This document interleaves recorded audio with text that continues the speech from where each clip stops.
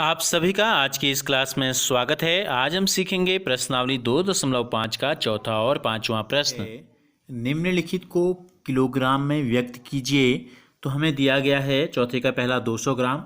तो देखो होता क्या है, हमने कल आपको जैसे मीटर पैमाना बताया था, तो ऐसे ही आपका जो है वजन के लिए द्रव्यमान के पैमाने होते हैं, उसको भी आप बिल्कुल उसी तरह से लिख सकते हैं।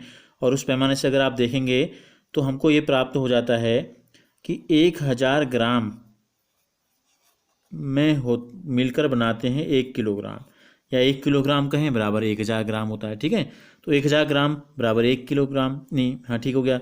और 1 ग्राम बराबर कितना हो जाएगा, 1/1000 किलोग्राम, यानी कि 1 किलोग्राम का 1000वां भाग जो है वो 1 ग्राम होता है। तो इसलिए 200 ग्राम कितना हो जाएगा, 200 गुणा 1/1000 कह लो। तो यानी कि 200/1000 हो गया, 2 जीरो से 2 जीरो कट गए, क्या बच गया 2/10। 2/10 को क्या लिख सकते हैं, 2 एकम 2, 2 पंजे। अब क्या कर सकते हैं, भाग दे सकते हैं, नहीं तो हम सीधे कर सकते थे, ये भाग देंगे तो 0 क्या हो जाएगा 10 हो जाएगा, 5 दूनी 10, यानी कि इतना किलोग्राम।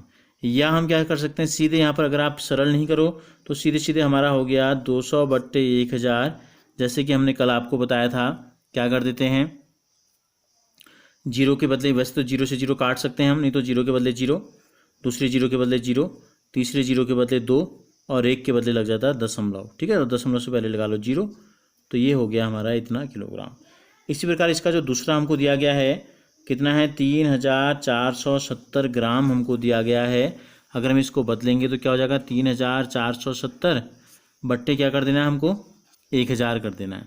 तो 0 से 0 काट दो, ये हो गया 347/100। दशमलव बदलते हैं, 0 के बदले 7, दूसरे 0 के बदले 4, 1 के बदले लगेगा दशमलव, और फिर 4 और से पहले क्या है 3, 3 को यहाँ उतार देंगे, तो ये हो गया इतना किलोग्राम। ठीक है, इसी प्रकार इसका जो तीसरा प्रश्न हमको दिया गया है, इसमें 4 किलोग्राम 8 ग्राम दिया है हमको। 4 तो किलोग्राम है, बाकी हमको दिया है 8 ग्राम। तो देखो 4 किलोग्राम तो किलोग्राम ही रहेगा, हमें किलोग्राम में बदलना है, प्लस कर देते हैं 8 ग्राम को जब हम चेंज करेंगे तो ये हो जाएगा 8/1000 किलोग्राम। तो कितना हो गया, देखो 4 किलोग्राम ऐसे ही रहा, 0 के बदले क्या है 8 है, दूसरे 0 के बदले कुछ नहीं है तो 0 लगाएंगे, तीसरे 0 के बदले ऊपर कुछ नहीं है तो 0 लगाएंगे, 1 के बदले लगाते हैं दशमलव, और दशमलव से पहले कुछ नहीं है तो लगा देंगे 0। तो ये हो गया, दशमलव से पहले इकाई है और ये इकाई यहाँ 4 है, 4 में 0 जोड़ेंगे तो ये हो जाएगा 4.008 किलोग्राम। तो इस प्रकार से हमने क्या किया, ग्राम को किलोग्राम में बदल दिया। पांचवा प्रश्न है, निम्नलिखित दशमलव संख्याओं को विस्तारित रूप में लिखना है। पहली संख्या हमको दी गई है 20.03।